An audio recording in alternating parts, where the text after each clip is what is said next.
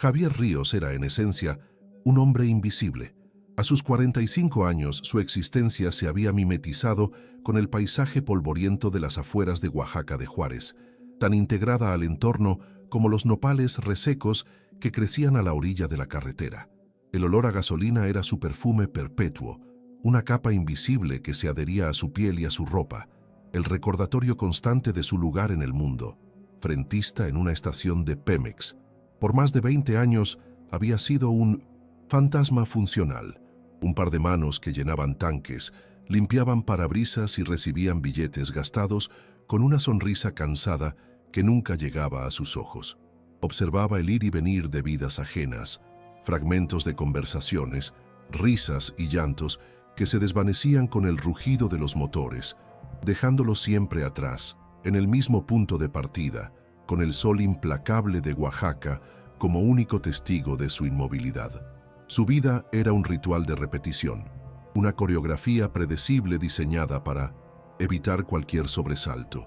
Se levantaba antes de que el primer gallo cantara, cuando la noche todavía se aferraba a las calles de su colonia. El viaje en su viejo Nissan Tsuru era un autómata, un recorrido de memoria por baches y topes que conocía como las líneas de su propia mano. En el trabajo, su meticulosidad era su único orgullo silencioso. La forma en que ordenaba las botellas de aceite, la precisión con la que colgaba la manguera, el registro exacto de cada venta. Eran pequeños actos de control en una vida que sentía que se le había escapado de las manos, un fracaso financiero que le pesaba en el alma como una deuda impagable. Era un hombre honesto, sí, pero su honestidad se sentía más como una falta de oportunidades que como una virtud elegida. Un consuelo pobre para un hombre que soñaba con más, pero el epicentro de su universo, el sol alrededor del cual giraba su silenciosa desesperación, era su familia. Su esposa, Elena, conocía la procesión de sus miedos sin que él pronunciara una palabra, y Sofía, su hija de 8 años, era la razón y la herida de su existencia. El corazón de Sofía, ese pequeño músculo que debía ser una fuente de vida, era una bomba de tiempo, un defecto congénito, una frase clínica y fría que los doctores habían usado para describir la catástrofe que se cernía sobre ellos. La niña, con su sonrisa frágil y sus ojos llenos de una luz que Javier temía ver extinguirse, llevaba la muerte anidada en el pecho. Cada risa entrecortada, cada vez que se cansaba demasiado rápido en el patio, era un recordatorio brutal del reloj que corría en su contra, marcando un ritmo infernal que solo Javier parecía escuchar. La esperanza tenía un nombre y un precio. Una cirugía experimental en un hospital de Houston, Texas. Una posibilidad remota. Un milagro con un costo tan astronómico que parecía una broma cruel del destino. 14 millones de pesos. La cifra rebotaba en su cráneo durante las largas horas nocturnas en la gasolinera. Una cantidad tan absurda, tan fuera de la escala de su realidad, que podría haber sido un billón. Era el peso del mundo entero. La desesperanza se había solidificado en su interior, transformándose de una niebla de tristeza en un bloque de determinación fría y absoluta. Miraba a su hija dormir y lo sabía con una certeza aterradora. No existía límite, no había línea moral que no estuviera dispuesto a cruzar, ni infierno que no estuviera dispuesto a pisar para mantenerla con vida. Haría cualquier cosa.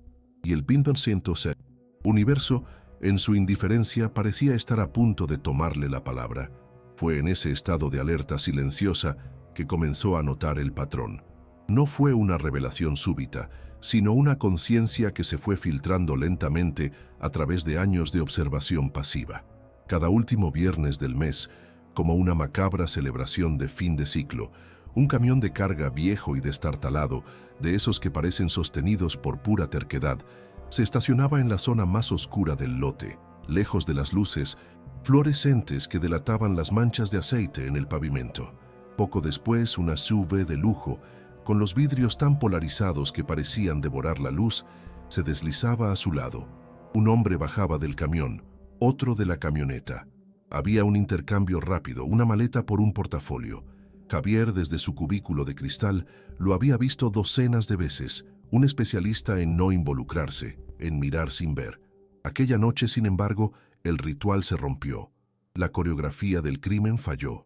Justo cuando el intercambio estaba por concluirse, el aire quieto de la noche fue desgarrado por el lamento distante, pero inconfundible de sirenas de la Policía Federal.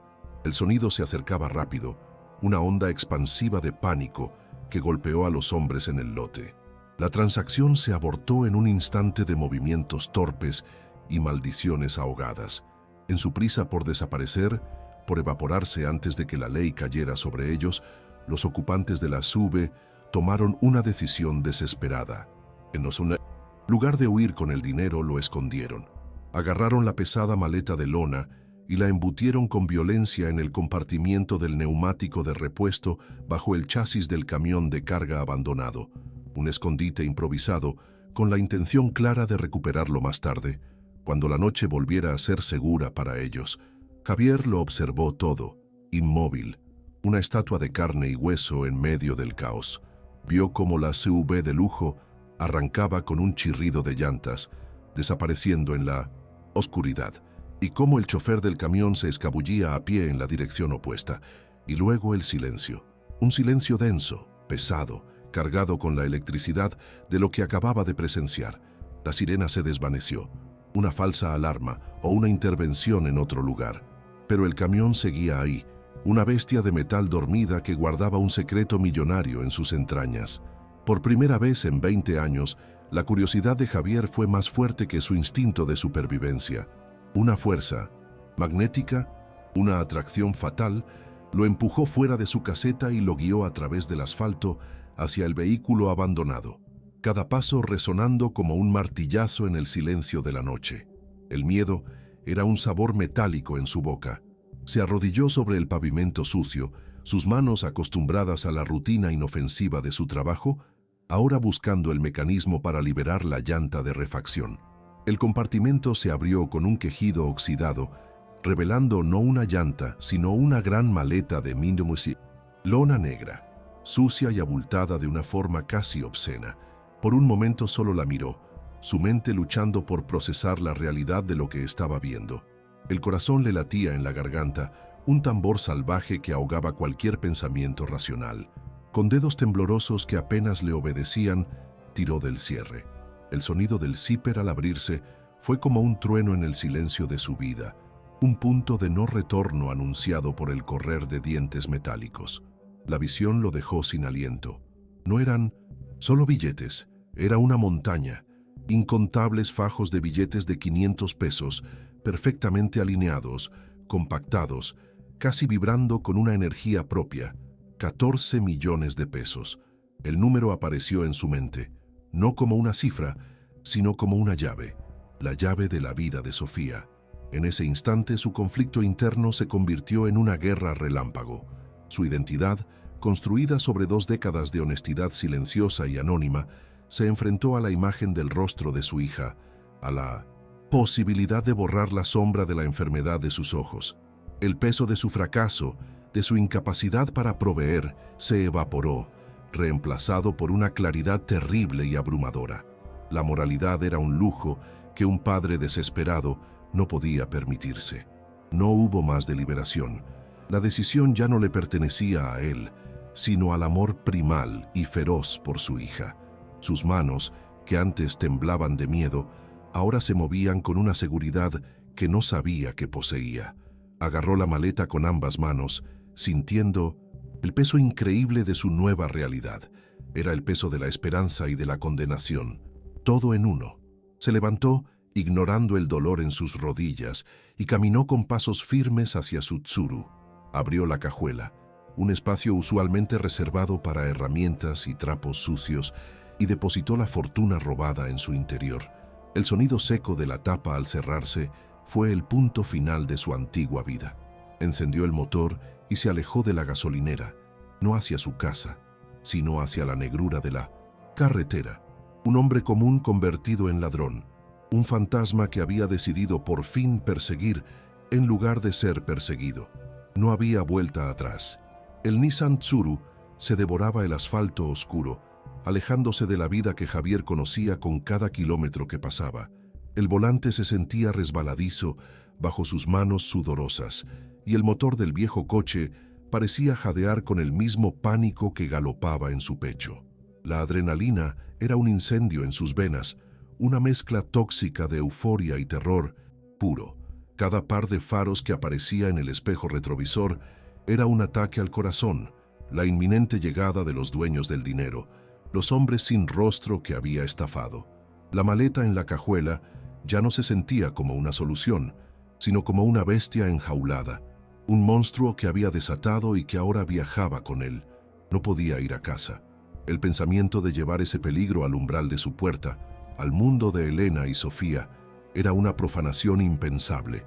Era un hombre marcado, y la única dirección posible era hacia adelante, hacia lo desconocido. Condujo sin rumbo durante casi una hora, hasta que los primeros indicios del amanecer tiñeron el horizonte de un gris enfermizo. Se desvió por un camino de tierra, una vereda olvidada que se adentraba en el monte, y detuvo el coche bajo la sombra de un corpulento árbol de Guanacaxtle. El silencio aquí era diferente. No estaba vacío, sino lleno de los susurros de la naturaleza, un contraste abrumador con el ruido de su propia mente. Necesitaba pensar, necesitaba un plan. Abrió la cajuela y miró la maleta. La abrió de nuevo, solo para asegurarse de que no había sido una alucinación, que el peso de su decisión era real y tangible. Y allí, bajo la luz débil del alba, nació su estrategia, simple y desesperada.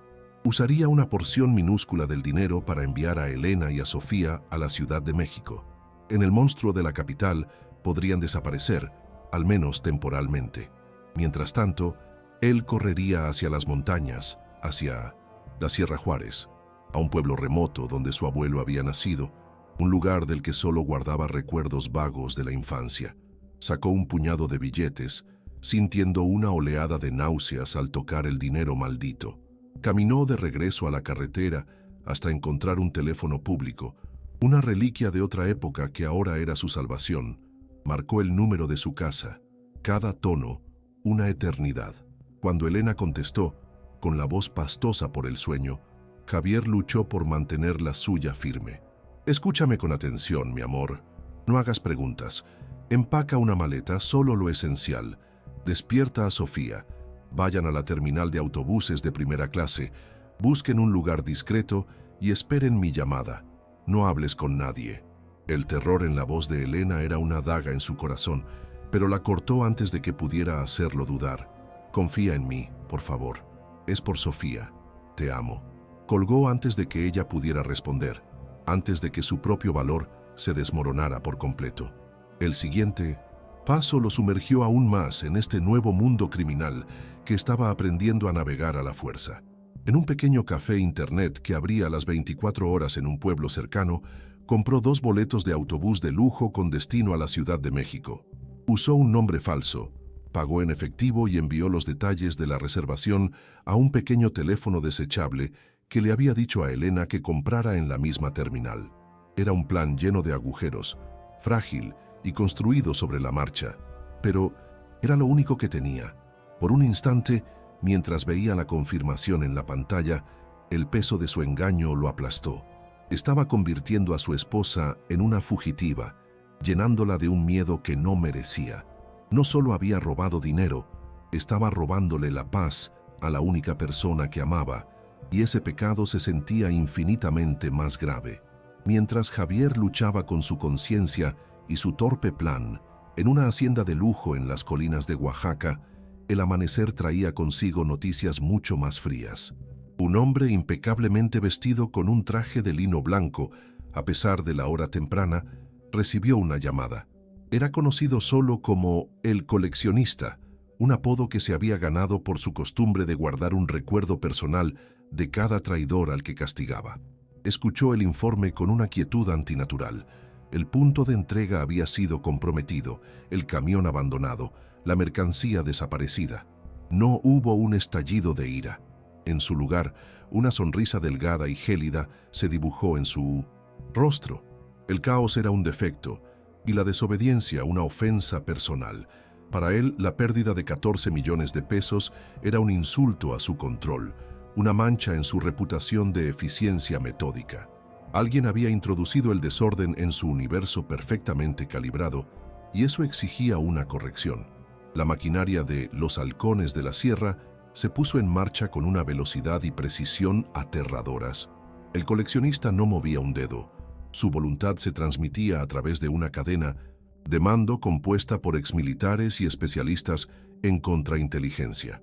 Antes de que el sol calentara por completo el asfalto de la gasolinera Pemex, 2 camionetas negras sin placas ya estaban estacionadas en el lote. Los hombres que descendieron no parecían matones comunes. Se movían con la disciplina de un equipo de operaciones especiales, cada uno con una tarea asignada. Aseguraron el perímetro, interrogaron al aterrorizado gerente del turno de la mañana y comenzaron su propia investigación forense, una que no se regía por ningún código de procedimiento legal, sino por la ley del cártel. No necesitaron mucho tiempo. Las cámaras de seguridad, aunque de baja calidad, eran un libro abierto para ellos. Ignoraron los coches, los clientes, el ruido visual de una noche normal. Se centraron en la anomalía, el momento en que las sirenas rompieron la rutina. Y allí lo encontraron. Una figura solitaria, el despachador del turno de noche, emergiendo de las sombras después de que el peligro hubiera pasado, acercándose al camión con una determinación casi suicida. Avanzaron la grabación y lo vieron todo. El descubrimiento, la vacilación, la decisión. Vieron a Javier Ríos, el hombre invisible, cometiendo el acto que lo convertiría en el hombre más buscado de todo el estado de Oaxaca. El fantasma había dejado su imagen grabada, un error fatal. La identificación fue casi instantánea. Con una leve presión sobre el gerente, obtuvieron el archivo de empleado de Javier, su nombre completo, su dirección, su fotografía desactualizada. Una búsqueda rápida en sus redes de inteligencia les dio el resto de la historia en menos de una hora. Supieron de su esposa, Elena, supieron de su hija, Sofía, y lo más importante, supieron del diagnóstico, de la cirugía imposible, del motivo que había transformado a un cordero en un lobo desesperado. Para el coleccionista, esta información fue la pieza clave. No era la codicia lo que había impulsado al ladrón, sino el amor. Una debilidad patética que él podría explotar. El robo ya no era un simple acto de traición, era un acto de desprecio nacido de la necesidad, y eso, en su retorcida visión del mundo, era imperdonable. La cacería comenzó antes de que Elena y Sofía hubieran siquiera abordado su autobús. La fotografía de Javier, capturada de la cámara de seguridad, fue distribuida a través de aplicaciones de mensajería encriptada a la vasta red de halcones del cártel. No eran solo soplones, eran los ojos y oídos de Minostum, la organización en cada esquina, cada mercado, cada estación de policía corrupta. Taxistas, vendedores ambulantes, meseros, policías locales, cientos de pares de ojos ahora buscaban el rostro de un frentista de 45 años. No se ofreció una recompensa en dinero. La recompensa era el favor del cártel, una moneda mucho más valiosa y peligrosa en el sur de México. Javier creía que estaba huyendo, pero en realidad estaba corriendo dentro de una jaula que se encogía a cada segundo. Desde 1900, su hacienda, mientras observaba el amanecer bañar sus jardines perfectamente cuidados, el coleccionista dio su orden final, una directiva de una simplicidad brutal que sellaba el destino de Javier. El dinero no importa, ignoren al hombre por ahora, encuentren a la esposa y a la niña, son la correa. Una vez que tengamos la correa, el perro volverá arrastrándose. Para él, el objetivo nunca fue la recuperación de los fondos. Eso era un asunto trivial. El verdadero objetivo era la lección. El castigo debía ser una obra de teatro, una declaración pública y aterradora para cualquiera que alguna vez considerara desafiar su autoridad. Javier Ríos, el hombre común, el don nadie, estaba a punto de convertirse en un ejemplo legendario. Su sufrimiento sería el nuevo evangelio del miedo en la región. El plan de Javier, tan precariamente construido en la desesperación del amanecer, se hizo añicos contra la dura realidad de la Sierra Juárez. Llevaba horas conduciendo por un camino de terracería que serpenteaba como una cicatriz marrón entre el verdor de los cerros, empujando al viejo Tsuru más allá de sus límites. Justo cuando comenzaba a sentirse a una distancia segura de la civilización, el motor tosió 1, 2 veces, y luego se rindió con un estertor metálico y definitivo. El coche se detuvo en seco, envuelto en una nube de polvo y un silencio aplastante. Javier giró la llave con manos temblorosas, una y otra vez, pero el motor permaneció muerto. Estaba varado. La comprensión de su vulnerabilidad lo golpeó con la fuerza de un puñetazo. Un hombre solo, con una fortuna en la cajuela, en medio de la nada. El coche, su única herramienta de escape, era ahora un ataúd de metal que lo delataba. La decisión fue tan inmediata como brutal. No podía quedarse. Cada minuto que pasaba era un minuto que le regalaba a sus perseguidores. Abrió la cajuela y sacó la maleta de lona. El peso era formidable, una carga imposible de llevar a pie por mucho tiempo. Con una urgencia febril, vació su vieja mochila de trabajo y la llenó con tantos fajos de billetes como pudo, junto con la única botella de agua que le quedaba y una bolsa de galletas rancias. El resto del dinero, una fortuna que podría haber cambiado 1000 vidas, tuvo que dejarlo oculto en el coche, una ofrenda para el destino. Abandonar el Tsuru se sintió como cortarse una parte de sí mismo, el último vestigio de su vida anterior. Con la mochila pesando sobre sus hombros como una cruz, se adentró en el monte, dándole la espalda al camino y sumergiéndose en la selva. El terreno era un enemigo en sí mismo. La vegetación densa se aferraba a su ropa, las ramas le arañaban la cara y los brazos, y el calor húmedo lo envolvía como un sudario, robándole el aliento. Javier era un hombre de ciudad, sus pies acostumbrados al pavimento plano, no a las rocas resbaladizas y las pendientes traicioneras. El sol del mediodía caía como plomo fundido, y pronto la sed se convirtió en una tortura que eclipsaba incluso al miedo. La mochila, llena del dinero que debía salvar a su hija, era un ancla que lo arrastraba hacia el suelo, cada billete una pluma que, en conjunto, pesaba como una lápida. Se preguntaba si moriría allí, de agotamiento y deshidratación, una ironía cruel para un hombre que había robado millones, pero no podía comprar un sorbo de agua. Después de lo que pareció una eternidad de sufrimiento, cuando estaba al borde del colapso, la suerte le hizo un guiño casi imperceptible. A través de un claro, divisó los techos de lámina de un pequeño caserío, un puñado de casas de adobe aferradas a la ladera de la montaña. Con sus últimas fuerzas, se arrastró hasta el pueblo, un lugar suspendido en el tiempo, con el polvo flotando en el aire como un velo dorado. En la única y polvorienta cantina del lugar, mientras pedía un vaso de agua con la garganta en carne viva, sus ojos se encontraron con un rostro familiar, curtido por el sol y marcado por una vida dura, pero inconfundible.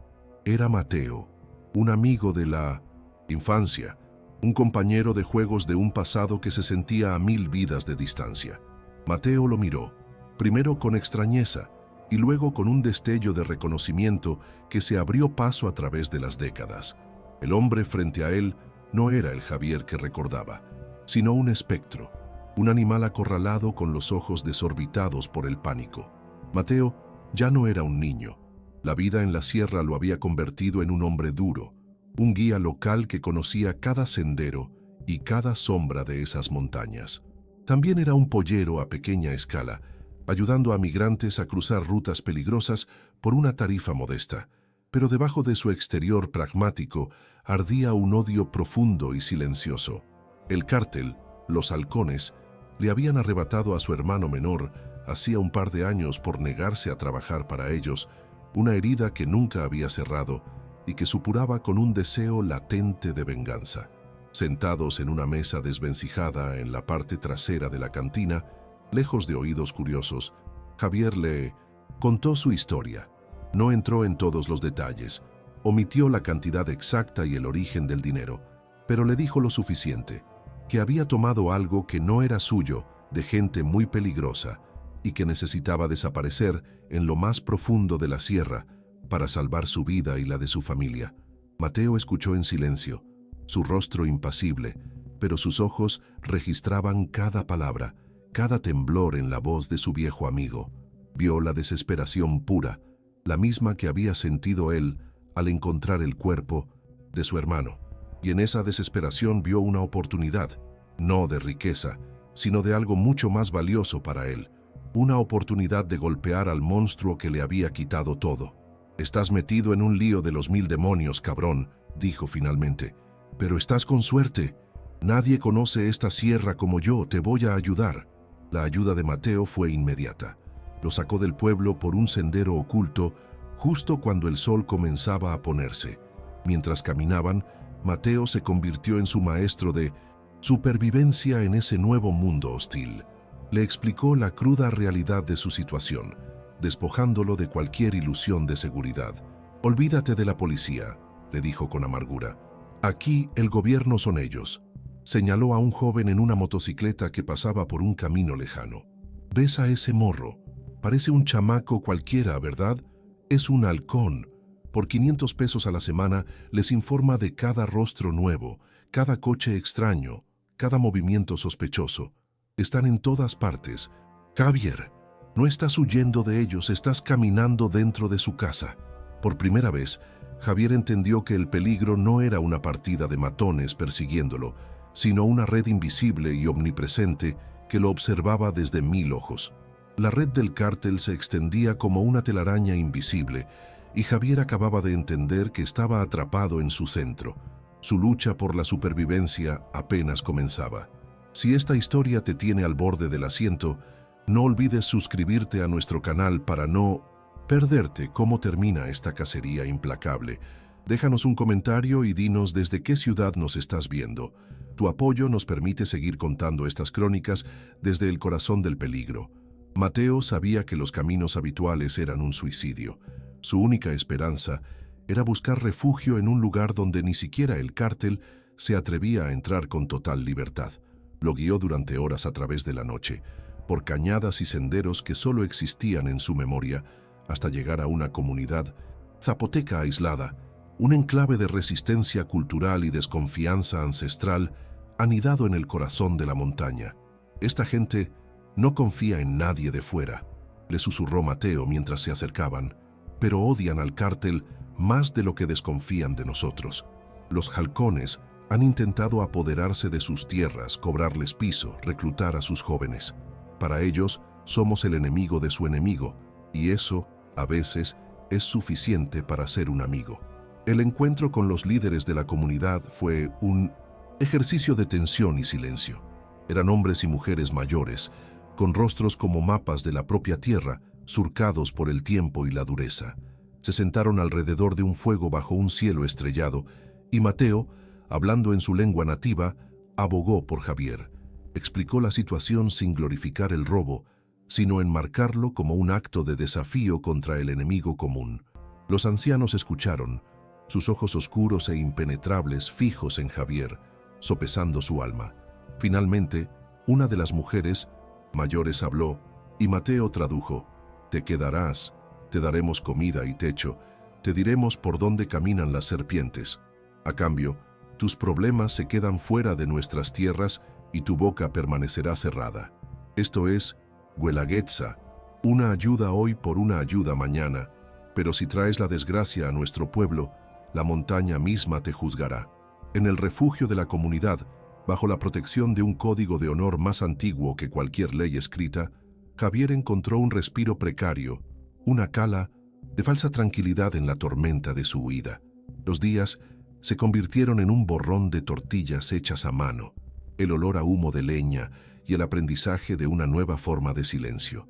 Pero incluso en este santuario, el peligro se filtraba. Los cazadores de la comunidad le contaban historias de los hombres del cártel, de cómo usaban drones que zumbaban como insectos metálicos para vigilar los cañones, de sus patrullas en camionetas blindadas por los caminos madereros.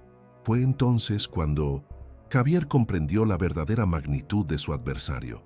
No había robado a una simple banda de narcotraficantes. Se había enfrentado a una corporación del crimen, un ejército moderno y tecnológicamente avanzado. Su acto desesperado en la gasolinera, que le había parecido tan audaz, ahora se sentía como la imprudencia de un niño que le había arrojado una piedra a un gigante dormido. Los días se convirtieron en una semana, y la paciencia de El Coleccionista se estaba adelgazando como un hilo amindos, punto de romperse. Javier Ríos se había desvanecido. Era un fantasma, un espectro que se había tragado la tierra. Su red de halcones, tan infalible y temida, había localizado el Nissan Tsuru abandonado, con una parte del dinero todavía en su interior, un hallazgo que solo servía para profundizar el misterio y la humillación, pero del hombre no había ni rastro. Para el coleccionista, esta incompetencia era una afrenta personal, una grieta en su fachada de omnipotencia. El frentista anónimo no solo le había robado, sino que ahora se estaba burlando de su poder, demostrando que su alcance tenía un límite. Y los límites eran algo que el coleccionista no toleraba. La cacería se había convertido en una obsesión y la falta de resultados envenenaba el aire en su lujosa hacienda. Sus hombres peinaban las faldas de la Sierra Juárez, un ejército de sicarios armados hasta los dientes, pero sus métodos de intimidación urbana eran inútiles contra la inmensidad de la naturaleza. La sierra era un laberinto de cañones, cuevas y vegetación impenetrable que protegía a Javier, un laberinto que se reía de sus camionetas blindadas y sus rifles de asalto. El coleccionista, desde la comodidad de su sala de control, observando los mapas topográficos y los informes de sus lugartenientes, comprendió la inutilidad de la búsqueda a ciegas. Perseguir a un fantasma en su propio terreno era un juego de tontos. Era hora de cambiar de táctica. Si no podía encontrar al hombre, lo obligaría a salir.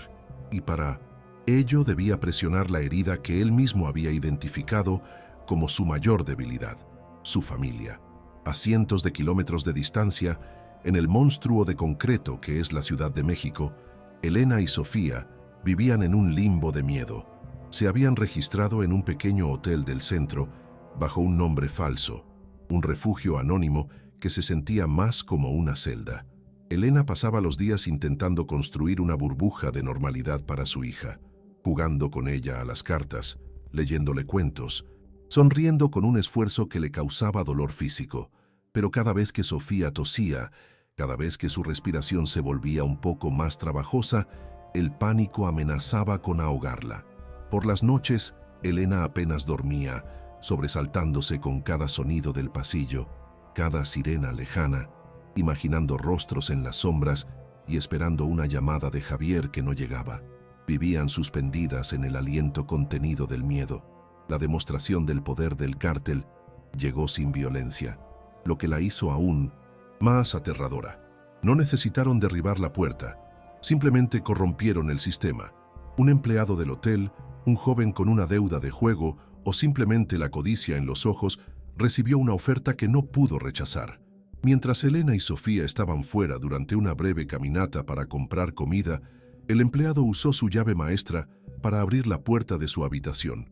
No se llevó nada. No desordenó ni una almohada. Simplemente entró, permitió que un hombre que lo acompañaba tomara una fotografía con su celular y se fue. La violación fue silenciosa, quirúrgica y total. Habían penetrado su santuario, demostrando que no existía lugar seguro, que sus muros eran de cristal. El mensaje llegó al teléfono desechable esa misma tarde. No fue una llamada ni una amenaza de voz, fue una imagen, una que congeló la sangre en las venas de Elena. La fotografía mostraba a Sofía, su pequeña Sofía, durmiendo en la cama del hotel. La habían tomado desde los pies de la cama, desde dentro de la habitación. La niña parecía un ángel, con su rostro relajado en la inocencia del sueño, ajena por completo al mal que la acechaba. La calidad de la imagen era nítida, íntima, una profanación de lo más sagrado que Elena poseía. Era un acto de terrorismo psicológico puro, diseñado para quebrar el espíritu y aniquilar toda esperanza. El mensaje implícito era claro: estamos aquí, podemos tocarte cuando queramos, tu hija está en nuestras manos. Un segundo después de que la imagen terminara de cargar, llegó un mensaje de texto. No había insultos ni alardes, solo 5 palabras, frías y letales como la punta de un cuchillo de hielo. El dinero o ella. 48 horas. El mundo de Elena se desintegró.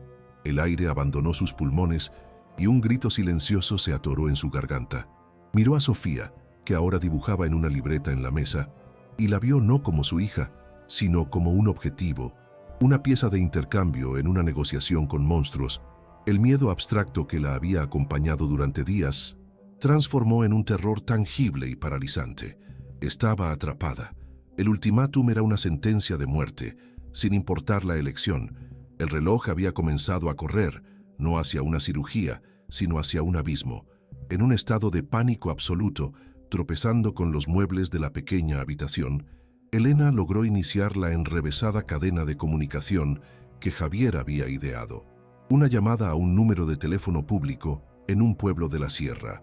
Un mensaje codificado dejado con un contacto de Mateo. Horas después, la respuesta llegó. Mateo llevó a Javier a uno de los pocos puntos en la montaña con una señal de celular débil y fluctuante. La voz de Elena llegó a través del teléfono, rota, histérica, un torrente de sollozos y palabras atropelladas que apenas formaban frases coherentes. Pero Javier entendió. Entendió la palabra foto. Entendió Sofía durmiendo. Y entendió 48 horas. Y en ese instante, el suelo bajo sus pies pareció desaparecer. La noticia no lo golpeó, con el miedo que había sentido antes, ni con la desesperación de su huida. Lo que sintió fue algo completamente nuevo, una rabia volcánica que surgió desde lo más profundo de su ser. Fue una reacción química, una transmutación. El miedo se quemó y se convirtió en furia. La desesperación se calcinó y se convirtió en una resolución de acero. El Javier Ríos que se preocupaba por la moralidad, el hombre invisible que había pasado su vida evitando conflictos, murió en esa ladera de la montaña. Los monstruos habían cometido el error fatal de dejar de ser una amenaza abstracta y se habían vuelto personales. Habían puesto sus manos sucias sobre su motivación, sobre la única razón por la que respiraba. Habían amenazado a Sofía y al hacerlo, habían firmado su propia sentencia. Todo cambió en ese momento. El objetivo ya no era la cirugía, el dinero ya no era la salvación, la fuga ya no era una opción, la supervivencia de Sofía ya no dependía de un milagro médico en un futuro lejano, sino de la eliminación de una amenaza directa, carnal y presente. Huir solo retrasaría lo inevitable y mantendría a su familia bajo la sombra de esa amenaza para siempre. El dinero no podía comprarles la libertad si sus perseguidores seguían existiendo. La única manera de salvar a su hija era asegurarse de que ninguno de esos hombres volviera a respirar el mismo aire que ella. La lógica era simple, brutal, y la única que ahora tenía sentido. El tablero de juego había sido volteado. Se giró hacia Mateo, su rostro transformado en una máscara de furia fría que su amigo apenas reconoció. «Tienen a mi hija», dijo, y las palabras no temblaron. Le explicó el mensaje, el ultimátum. Mateo, cuyo propio odio hacia el cártel era una herida abierta, comprendió de inmediato la gravedad del cambio. Esto ya no era ayudar a un amigo a esconderse. Esto se había convertido en su propia guerra por delegación. La amenaza a un niño inocente resonaba con la injusticia que había destrozado su propia vida. Miró a Javier y no vio a un frentista asustado, sino a un hombre con la misma mirada que había visto en los ojos de los soldados más peligrosos, la mirada de alguien que ya no tiene nada que perder. El punto de no retorno había llegado. Javier se quitó la mochila de los hombros y la dejó caer al suelo con un ruido sordo. El dinero, esa masa de papel por la que había arriesgado todo, ahora parecía diferente. Ya no era un tesoro, ni una esperanza, era un arma, era cebo. Miró a los ojos de Mateo, una comunicación silenciosa que iba más allá de las palabras, un pacto sellado en la rabia compartida. «No podemos seguir huyendo», dijo Javier. Su voz era un gruñido bajo y peligroso que parecía venir de otra persona. «No funciona. Tenemos que hacer que vengan a nosotros. Tenemos que prepararnos y cuando lleguen, tenemos que matarlos». La decisión vibraba en el aire de la montaña. El hombre invisible estaba a punto de mostrarle a el coleccionista lo peligroso que puede ser alguien a quien no se le deja otra opción que luchar. La decisión de Javier, nacida de la rabia y el amor paternal, transformó la dinámica de la cacería. Ya no eran dos hombres huyendo, sino dos depredadores preparando una trampa. La energía frenética de la fuga fue reemplazada por una calma gélida y concentrada, una claridad de propósito que afiló sus mentes. El objetivo ya no era sobrevivir al día siguiente, sino garantizar que su enemigo no viera un nuevo amanecer. Mateo, que había visto a su propio hermano caer, víctima de la brutalidad del cártel, sintió que la causa de Javier se convertía en la suya. La venganza que había anhelado en silencio ahora tenía un camino, una posibilidad real. Se miraron el uno al otro en la cima de la montaña, y en ese silencio compartido se forjó un pacto de sangre. Iban a llevar la guerra a la puerta del coleccionista. No esperarían el ataque, lo provocarían. La primera tarea era elegir el campo de batalla. Necesitaban un lugar que anulara la ventaja numérica y tecnológica del cártel, un terreno que pudieran moldear a su favor. La mente de Mateo se convirtió en un mapa viviente de la Sierra Juárez, recorriendo mentalmente cada cañón, cada cueva, cada sendero olvidado. Rechazó lugares obvios y buscó algo más, un lugar con una reputación, un lugar que inspirara temor incluso entre los hombres más duros.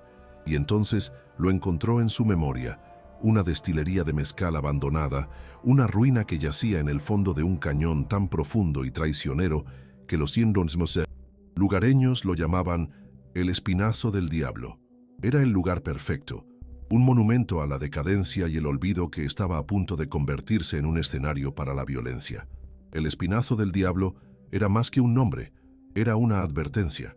El acceso al cañón era una única y peligrosa vereda de mulas que serpenteaba por la ladera, un cuello de botella natural que expondría a cualquiera que intentara un asalto. La destilería misma era una reliquia de una era pasada, sus muros de adobe se desmoronándose bajo el sol y la lluvia. En su apogeo había sido un lugar próspero, pero ahora era un esqueleto de edificios, patios cubiertos de maleza y pozos de fermentación abiertos como bocas hambrientas. Lo más importante era lo que no se veía, una red de túneles subterráneos, cavados para mantener fresco el mezcal, que ahora formaban un laberinto oscuro y parcialmente inundado bajo toda la estructura. Era un lugar donde dos hombres astutos podían parecer 20. Fue en la concepción del plan donde Javier completó su metamorfosis. El hombre meticuloso, que una vez alineó botellas de aceite con precisión milimétrica, ahora aplicaba esa misma atención obsesiva al detalle para orquestar una emboscada mortal. Dejó de ser la presa y se convirtió en el arquitecto de la confrontación. Tomó el mapa mental de Mateo y comenzó a dibujar sobre él un plan de ataque y defensa. La mochila llena de dinero, la fuente de toda su miseria, se convirtió en la piedra angular de su estrategia. No era solo cebo, era el señuelo para atraer al pez más grande, a el coleccionista mismo, a un lugar donde su poder sería irrelevante. Javier entendió que la arrogancia de su enemigo era su mayor debilidad. El plan era audaz y suicida en su simplicidad. Javier usaría el teléfono desechable para hacer una llamada directa a sus perseguidores. No suplicaría, no negociaría, lanzaría un desafío. Propondría un intercambio en sus propios términos, el resto del dinero y su propia rendición a cambio de la liberación inmediata e incondicional de su hija. Exigiría que el coleccionista viniera en persona para supervisar el intercambio en la destilería abandonada, apelando a su ego, a su necesidad de ser el protagonista de la sumisión de Javier. Sería una invitación personal a su propia ejecución, una que sabían que el coleccionista no podría resistir. Querían que se sintiera en control total, que creyera que estaba caminando hacia una victoria fácil. Por supuesto, el intercambio era una farsa. Javier sabía con certeza absoluta que el coleccionista nunca cumpliría su palabra. Hombres como él no negociaban, dominaban. El verdadero propósito de la llamada era encender la mecha, atraer a la cúpula de los halcones a su trampa. Contaban con que el cártel subestimaría a su oponente. Verían a un simple frentista, un padre desesperado, acorralado, no a dos hombres que habían pasado las últimas horas convirtiendo una ruina en una zona de muerte cuidadosamente calibrada. Bajarían la guardia, confiados en su superioridad numérica y en su armamento, y en ese momento de arrogancia Javier y Mateo atacarían desde las sombras, convirtiendo el terreno en su principal aliado. Las siguientes 24 horas fueron un torbellino de actividad febril y silenciosa. No construyeron barricadas ni fortificaciones defensivas. Su estrategia no era resistir, sino confundir, dividir y eliminar. Pasaron horas recorriendo cada centímetro de la destilería, aprendiendo sus sonidos, sus sombras, sus debilidades. Su preparación fue una forma de guerra de guerrillas arquitectónica. Usando herramientas rudimentarias y su propio ingenio, debilitaron el suelo de adobe de un segundo piso que daba directamente a un profundo pozo de fermentación vacío. Crearon sistemas de cuerdas y latas en los túneles para generar ecos y ruidos confusos, diseñados para desorientar y dividir a cualquier equipo que entrara. No estaban luchando contra el cártel, estaban haciendo que la propia destilería luchara contra ellos. Cada detalle fue meticulosamente planeado. Identificaron puntos ciegos, rutas de escape rápidas a través de huecos en las paredes y posiciones de tiro desde las que podían atacar y desaparecer como fantasmas. Prepararon trampas simples pero efectivas, pilas de botellas de vidrio rotas en pasillos oscuros para delatar la posición del enemigo, vigas de madera podridas listas para ser derribadas sobre los estrechos pasillos de los túneles. No eran soldados, pero la desesperación les había otorgado una creatividad letal. Mateo, con su conocimiento del terreno, y Javier, con su nueva y fría lógica, se complementaban a la perfección. Estaban convirtiendo un lugar de decadencia en una obra maestra de la violencia calculada.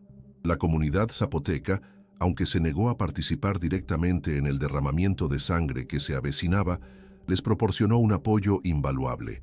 Fieles a su palabra de Guelaguetza, les dieron comida, agua y algo aún más crucial, información. Sus cazadores, que se movían por la sierra como espíritus, habían observado los movimientos del cártel. Informaron a Mateo sobre el tamaño probable de la fuerza que vendría. No un ejército, sino un equipo de élite, de entre 8 a 10 hombres, los más cercanos y leales a el coleccionista.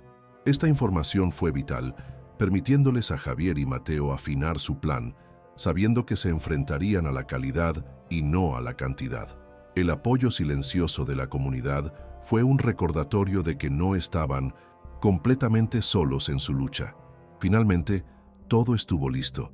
La destilería yacía en silencio, preñada de una violencia latente. Cada trampa estaba en su lugar, cada sombra había sido medida. Javier sostuvo el pequeño teléfono desechable en su mano. El plástico se sentía frío y pesado, un instrumento con el que iba a convocar a la muerte. Miró a Mateo, un asentimiento casi imperceptible pasó entre ellos. Ya no había miedo en los ojos de Javier. El terror había sido reemplazado por una calma inquietante, la serenidad de un hombre que ha aceptado su destino y ha decidido enfrentarlo de frente. No era el frentista de la gasolinera Pemex, no era el fugitivo aterrorizado.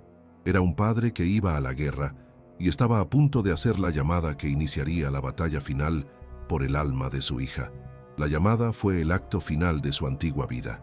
Con una voz desprovista de emoción, Javier le comunicó los términos al lugarteniente del coleccionista. La arrogancia del cártel fue su cebo y mordieron el anzuelo con una confianza ciega. Horas más tarde, mientras el cielo sobre la sierra se oscurecía con nubes de tormenta de un morado violento, el destino se puso en marcha. 3 camionetas negras, como escarabajos blindados, fueron avistadas descendiendo por la traicionera vereda de El Espinazo del Diablo. El aire se volvió pesado, cargado con la electricidad de la tormenta inminente y la promesa de la violencia. Javier y Mateo, ocultos en las sombras de la destilería, observaron su llegada, sus corazones latiendo al unísono con los primeros truenos lejanos. El escenario estaba listo, los actores estaban en su lugar, la función estaba a punto de comenzar. El coleccionista descendió de su vehículo con la soberbia de un rey visitando sus dominios. Su equipo de élite, 8 hombres armados con rifles de asalto y chalecos tácticos, se desplegó con una eficiencia practicada. Vieron lo que esperaban ver. Un hombre solo, Javier, de pie en medio del patio principal, con una mochila a sus pies. La lluvia comenzaba a caer, primero como un susurro, luego como un siseo constante que levantaba el polvo del suelo. Los sicarios se abrieron en abanico, rodeando a Javier. Sus movimientos eran fluidos y arrogantes, seguros de que el juego había terminado. No vieron a un estratega, vieron a un frentista aterrorizado y derrotado. Esta monumental subestimación fue el primer y más crítico error que cometieron esa noche. Justo cuando el primer relámpago partió el cielo en dos, iluminando la escena con un destello fantasmal, la tormenta estalló en toda su furia. La lluvia se convirtió en un diluvio, un muro de agua que lo ahogaba todo y convertía el suelo en un lodazal. Ese era su reloj, su señal. Javier pateó la mochila hacia los hombres que avanzaban y en el mismo movimiento se lanzó de cabeza hacia una cobertura de muros derruidos. El primer disparo no vino de los rifles del cártel, sino del arma silenciada de Mateo, apostado en una ventana del segundo piso. La bala alcanzó al hombre que llevaba el equipo de comunicaciones, que se desplomó en el lodo sin hacer ruido. La red del cártel quedó instantáneamente aislada. Estaban solos. El caos fue instantáneo. Los sicarios, desconcertados, abrieron fuego hacia donde habían visto a Javier por última vez, sus ráfagas de balas automáticas destrozando los viejos muros de adobe. Pero su objetivo ya se había desvanecido en el laberinto de ruinas. Creyendo que Javier estaba acorralado, se dividieron en equipos de 2 y 3 para peinar la destilería, sus botas chapoteando en el barro creciente. Estaban haciendo exactamente lo que Javier había previsto. En lugar de ser una fuerza unificada, ahora eran unidades más pequeñas y vulnerables, canalizadas directamente hacia las trampas que los esperaban. La destilería, avivada por la tormenta, parecía cobrar vida para devorarlos. La primera trampa se activó con una brutalidad repentina. 2 de los hombres, moviéndose con cautela por un pasillo en un segundo, pisaron la sección de suelo que Javier y Mateo habían debilitado. Con un crujido espantoso de madera podrida y adobe húmedo, el piso cedió bajo sus pies. Cayeron con un grito ahogado, desplomándose 10 metros hacia la oscuridad de un antiguo pozo de fermentación. El sonido de sus cuerpos golpeando el fondo de piedra fue engullido por un trueno ensordecedor. 2 menos. El resto del equipo se detuvo, el pánico comenzando a corroer su disciplina militar. La destilería ya no parecía una simple ruina, sino un enemigo vivo y malévolo. Enfurecido por el engaño, dándose cuenta de que había sido atraído a una trampa, el coleccionista cometió su segundo error táctico. Cegado por la rabia, ordenó a sus 4 hombres restantes que entraran en los túneles subterráneos. Estaba convencido de que Javier y su cómplice se escondían bajo tierra. «Tráiganmelos», gritó por encima del rugido de la tormenta. «Quiero al frentista vivo». Él, sin embargo, permaneció en la superficie con su guardaespaldas personal, un hombre corpulento que era su sombra. Quería dirigir la caza desde arriba, sin querer ensuciarse en las entrañas de la tierra.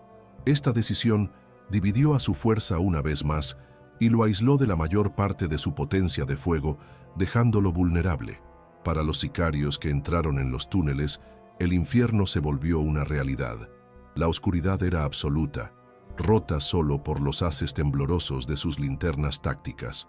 El agua les llegaba hasta las rodillas, fría y sucia, y el sonido de las latas manipuladas por Mateo resonaba en los pasillos estrechos, creando un eco desorientador que los hacía girar en círculos.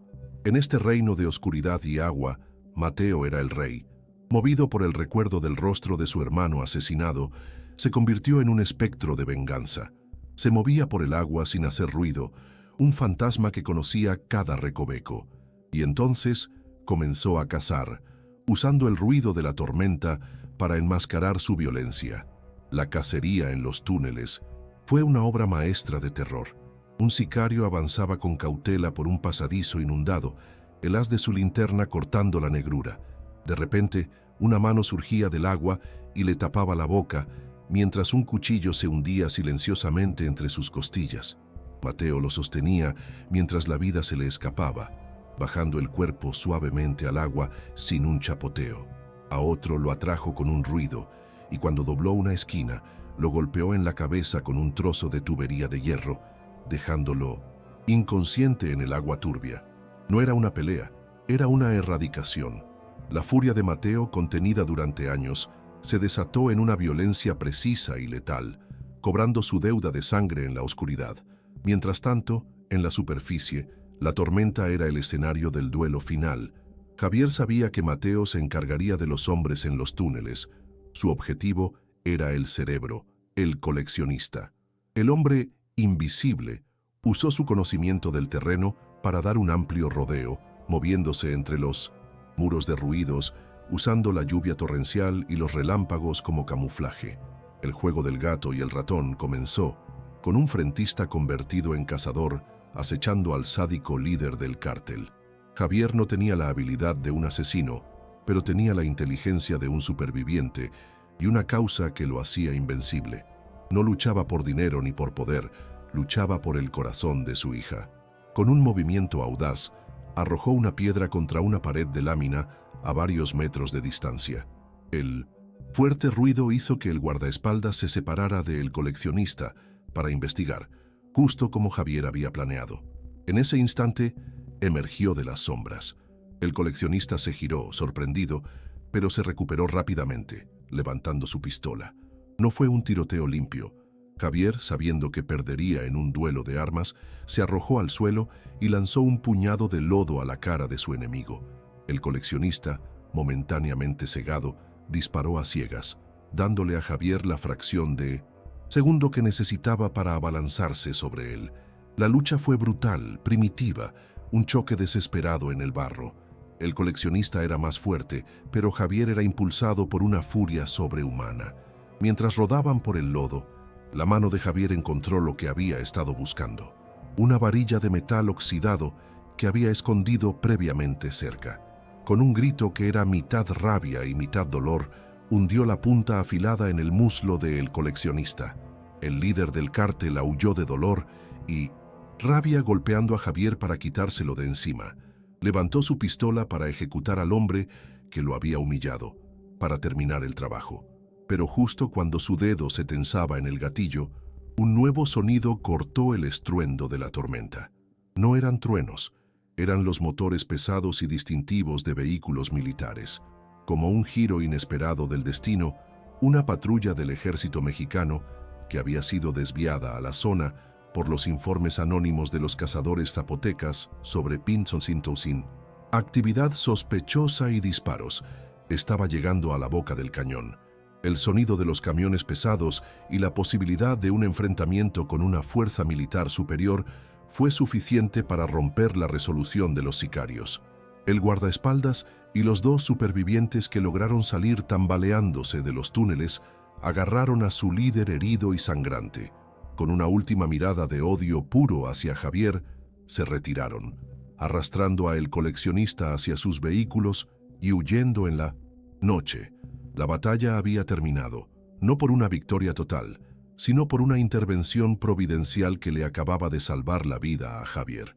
El rugido de los motores del cártel se desvaneció en la noche, reemplazado por el estruendo implacable de la tormenta y el sonido cada vez más cercano de los camiones del ejército. Javier permaneció de rodillas en el lodo, el cuerpo temblando por una mezcla de agotamiento, frío y la adrenalina que comenzaba a abandonarlo. Estaba cubierto de barro y sangre, la suya y la del coleccionista. A su alrededor, la destilería era un cementerio de adobe y violencia, un testimonio silencioso de la batalla que acababa de librar. Había sobrevivido. Contra todo pronóstico, contra un enemigo infinitamente más poderoso, seguía respirando. Pero la victoria se sentía hueca, un eco en el vacío de todo lo que había perdido. El hombre que se levantó del suelo ya no era el mismo que había llegado a ese cañón. Mateo emergió de la boca de uno de los túneles como una aparición surgida de la tierra. Estaba ileso, pero su rostro era una máscara de fatiga y pesar. La furia que lo había impulsado en la oscuridad se había extinguido, dejando solo las cenizas de su venganza. No necesitaron hablar. Una mirada entre ellos fue suficiente para comunicar el horror y el alivio. Habían hecho lo imposible, pero su momento de conexión fue breve, interrumpido por los potentes faros de los vehículos militares que ahora iluminaban la entrada del cañón. Tenían que irse, desaparecer antes de que una nueva serie de preguntas comenzara, preguntas que no podían responder. Su guerra era secreta y así debía permanecer. Su única opción era volver a las sombras, a la protección de la sierra. En la prisa por escapar, en medio del caos de la lluvia torrencial que ahora convertía el patio de la destilería en un río embravecido, el destino asestó su último golpe irónico. La mochila, el epicentro de toda la saga, que yacía olvidada en el lodo, fue atrapada por la corriente. Javier la vio a la deriva, una mancha oscura que giraba en el agua chocolatosa, llevándose consigo millones de pesos, una fortuna maldita que se perdía en la inundación. Por un instante, una parte de él quiso lanzarse a por ella, pero se detuvo. Vio cómo la corriente la arrastraba hacia un sumidero y desaparecía, purgada por la propia tormenta que les había servido de aliada. La mayor parte del dinero se había ido para siempre. Sin embargo, no todo estaba perdido. Antes de la confrontación, siguiendo una corazonada, Javier había metido varios fajos de billetes dentro de su chaqueta, asegurándolos en bolsas de plástico. Mientras huía del patio inundado, metió la mano y sintió el bulto tranquilizador. Al revisarlo más tarde, bajo la cubierta de un saliente rocoso, la ironía casi lo hizo reír. La cantidad que había logrado salvar, la fracción que había permanecido con él a través del fuego y el agua, era casi exactamente la suma necesaria para la cirugía de Sofía. Ni un peso más, ni un peso menos. Parecía como si el universo, después de ponerlo a prueba hasta el límite, le hubiera concedido su deseo exacto, despojándolo de la codicia y dejándole solo el propósito. Su escape, sin embargo, aún no había terminado.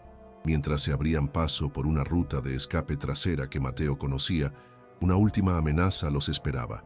Un sicario rezagado, quizás un conductor que se había quedado con uno de los vehículos de respaldo. Los vio. Los disparos resonaron de nuevo, esta vez con una desesperación febril. En ese momento crítico, Mateo tomó una decisión. Con una fuerza que Javier no sabía que poseía, lo empujó por un terraplén empinado, fuera de la línea de fuego. «¡Vete! ¡Corre!», gritó Mateo, mientras se giraba para enfrentar al último de sus enemigos, proporcionando el fuego de cobertura que Javier necesitaba para desaparecer en la densa maleza. Javier rodó por la ladera, escuchando el intercambio de disparos sobre él. Escuchó el grito final de un hombre y luego un silencio que fue más ensordecedor que cualquier explosión. Mateo no murió como una víctima, murió como había vivido en esas últimas horas, como un guerrero. Se sacrificó para saldar su propia deuda de honor y para darle a su amigo la oportunidad de completar su misión. Su muerte fue el precio final de la fuga de Javier, un acto de lealtad que quedaría grabado en el alma de Javier para siempre. Mateo, el hombre que lo había perdido todo a manos del cártel, encontró su venganza y su redención en un último acto de sacrificio heroico. Solo de nuevo, Javier se adentró en la selva, el dolor de las heridas físicas eclipsado por la herida abierta de la pérdida de Mateo. Había ganado, pero se sentía profundamente derrotado. El camino que tenía por delante era solitario y estaba lleno de peligros, pero ahora lo recorría con una nueva determinación, la de honrar el sacrificio de su amigo. Su propia supervivencia ya no era suficiente. Tenía que asegurarse de que la muerte de Mateo tuviera sentido, y eso significaba una sola cosa: hacer llegar el dinero a Elena y Sofía, sin importar el costo para sí mismo. La carga de la esperanza de su hija ahora compartía espacio con el peso de la memoria de su amigo caído. El proceso para enviar el dinero fue una operación clandestina compleja, un plan de contingencia que había diseñado con la ayuda de la astucia de Mateo. No hubo contacto directo. Utilizó una cadena de intermediarios anónimos, pequeños delincuentes y contactos que Mateo tenía en diferentes ciudades, pagados generosamente para hacer preguntas. Un paquete fue dejado en un casillero de una terminal de autobuses en una ciudad. La llave fue enviada por correo a un apartado postal en otra, y las instrucciones finales fueron entregadas a Elena a través de un abogado de oficio que no sabía para quién trabajaba. Era un laberinto de precauciones diseñado para borrar cualquier rastro que pudiera conducir de vuelta a Javier. Semanas después, escondido en un pequeño pueblo costero en el otro extremo del país, bajo un nombre falso y una apariencia cambiada, recibió la noticia. Le llegó a través de un correo electrónico encriptado a una cuenta anónima, una última comunicación unidireccional que había establecido. El mensaje era corto, solo 3 palabras. La niña está bien. La cirugía había sido un éxito. Sofía viviría. Una ola de alivio tan inmensa lo recorrió que casi se derrumba. Lo había logrado. Había cumplido su promesa. La motivación central que había incendiado su mundo y lo había llevado a robar, matar y huir, finalmente se había satisfecho. Su hija estaba a salvo, pero el precio de ese éxito fue absoluto. Javier Ríos estaba muerto y enterrado bajo capas de mentiras y distancia. Para mantener a su familia a salvo de cualquier posible represalia, tuvo que cortar todos los lazos. Se convirtió en un fantasma por elección, un exiliado permanente en su propio país. No podía hacer una llamada, no podía enviar una carta, no podía ver una foto nueva de su hija creciendo. Estaba atrapado en una prisión de libertad anónima. Había pagado la deuda de la cirugía y liberado a su familia de la carga financiera, pero se había sentenciado a sí mismo a una vida de encarcelamiento emocional, separado para siempre del amor que lo había impulsado a desafiar al diablo. Había ganado el mundo para su hija y, en el proceso, había perdido el suyo. Los años pasaron, lavando la sangre del cañón y convirtiendo los hechos en recuerdos, y los recuerdos en historias. Lejos, muy lejos de Oaxaca, en un tranquilo pueblo suburbano de Texas, una nueva vida echaba raíces. Elena y Sofía, amparadas por un programa de reasentamiento para refugiados que Javier había arreglado a través de un abogado de derechos humanos, se habían convertido en otras personas. Con nuevos nombres y una nueva nacionalidad, se movían por un mundo de céspedes bien cuidados, supermercados abundantes y una paz que al principio les pareció extraña y casi artificial. La seguridad que Javier había comprado con su alma era ahora su realidad cotidiana, un regalo tan inmenso que a veces se sentía frágil, como si pudiera romperse al menor descuido. Sofía creció y se convirtió en una adolescente sana y vibrante. La cicatriz en su pecho era el único recordatorio físico de la tormenta que había superado. Un mapa de una batalla que apenas recordaba. Para ella, su padre era una figura mítica, un héroe de un cuento de hadas oscuro que la había salvado y luego había tenido que partir a un reino lejano. Elena se había encargado de mantener viva su memoria, no como un ladrón o un fugitivo, sino como un hombre que amaba a su hija más que a su propia vida. Sin embargo, cada logro de Sofía, cada cumpleaños, cada momento de felicidad, estaba teñido por la melancolía de su ausencia. Habían ganado el futuro, pero el arquitecto de ese futuro nunca podría compartirlo con ellas. La paradoja de su nueva vida era su bendición y su maldición. El problema financiero que había amenazado con destruirlo se había resuelto. La amenaza del cártel era un fantasma de un pasado lejano. Estaban a salvo, estaban sanas, eran libres, pero la familia, el núcleo por el que Javier lo había sacrificado todo, estaba irrevocablemente rota. La ausencia de Javier era un miembro fantasma, un dolor sordo que nunca desaparecía del todo. Su sacrificio les había dado todo lo que el dinero podía comprar y todo lo que la seguridad podía ofrecer, pero les había costado el pilar de su hogar, un precio que pagaban en silencio cada día.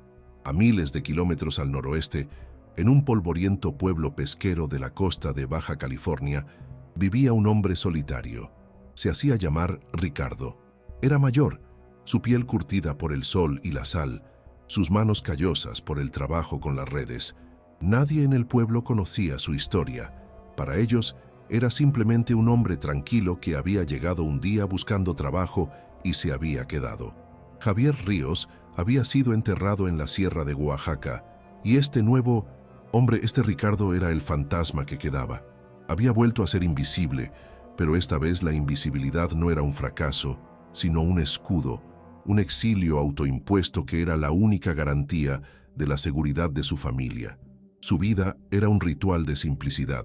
Se levantaba antes del amanecer, salía al mar en un barco pesquero, trabajaba bajo el sol abrasador y regresaba al atardecer, con el cuerpo cansado y la mente en calma por el esfuerzo físico. El ritmo de las mareas, la inmensidad del océano, le proporcionaban una extraña paz espartana. Hablaba poco, escuchaba mucho y no dejaba que nadie se acercara demasiado. En la soledad de su pequeña choza, a veces, sacaba una vieja y arrugada fotografía de una niña sonriente, el único vestigio que conservaba de su otra vida. La miraba hasta que el dolor en su pecho se hacía insoportable y luego la guardaba, continuando con su penitencia. Nunca dejó de pensar en ellas. Cada día era un ejercicio de recuerdo y renuncia. A veces veía a una familia en la playa, un padre levantando a su hija en brazos, y tenía que darse la vuelta para que nadie viera las lágrimas en sus ojos. El dolor de su elección no disminuía con el tiempo, simplemente se transformaba, convirtiéndose en una parte de él, como el color de sus ojos o el sonido de su voz. Era el eco constante de su victoria y su derrota. Había salvado a su hija, pero se había condenado a sí mismo a observarla crecer desde una distancia infinita, un espectador silencioso de la vida que él había hecho posible. Mientras tanto, en Oaxaca y en las comunidades de la Sierra Juárez, la historia de la noche de la tormenta se había convertido en leyenda. El informe oficial del ejército habló de un enfrentamiento entre grupos criminales rivales y la incautación de un vehículo y algunas armas. Pero los locales, la gente que vivía y respiraba el aire de la montaña, sabían la verdad, o al menos contaban una versión mucho más interesante de ella. La historia se transmitía en 1900 susurros de boca en boca, adornada y exagerada con cada repetición hasta que adquirió la calidad de un mito. Alrededor de las fogatas, con el mezcal fluyendo en las cantinas, los viejos les contaban a los jóvenes la leyenda del frentista fantasma. En algunas versiones, el hombre no era de carne y hueso, sino un espíritu de la tierra que se levantó para castigar la codicia del cártel. En otras, se decía que había hecho un pacto con la propia tormenta, que había comandado los relámpagos y la lluvia para que lucharan a su lado. Decían que no había huido, sino que simplemente se había desvanecido en la niebla al amanecer, una vez cumplido su propósito, volviendo a la tierra de la que había venido. La leyenda del frentista fantasma servía a un doble propósito. Para la mayoría era un cuento con moraleja, una advertencia sombría sobre la locura de desafiar al poder del cártel, un recordatorio de que tales actos de desafío solo podían terminar en muerte o desaparición. Pero para unos, pocos para los oprimidos, para aquellos que vivían bajo el yugo de la extorsión y el miedo, la historia era un susurro de resistencia. Era la prueba de que incluso el hombre más común, el más invisible, podía enfrentarse al diablo si su causa era justa. Era un pequeño faro de esperanza en un mundo muy oscuro. Javier Ríos, el hombre, desapareció para siempre, ahogado en el anonimato de un pueblo pesquero. Pero su leyenda, la del frentista fantasma, echó raíces profundas en el folclore de su tierra natal. Su extraordinario acto de amor paternal, un acto que lo empujó más allá de los límites de la ley y la moralidad, le otorgó una extraña e inesperada inmortalidad. No viviría para ver a su hija convertirse en mujer, pero su historia sería contada por generaciones, un poderoso y memorable final para la crónica de un hombre ordinario que, por amor, se atrevió a robarle su tesoro al diablo y se desvaneció para siempre en la selva.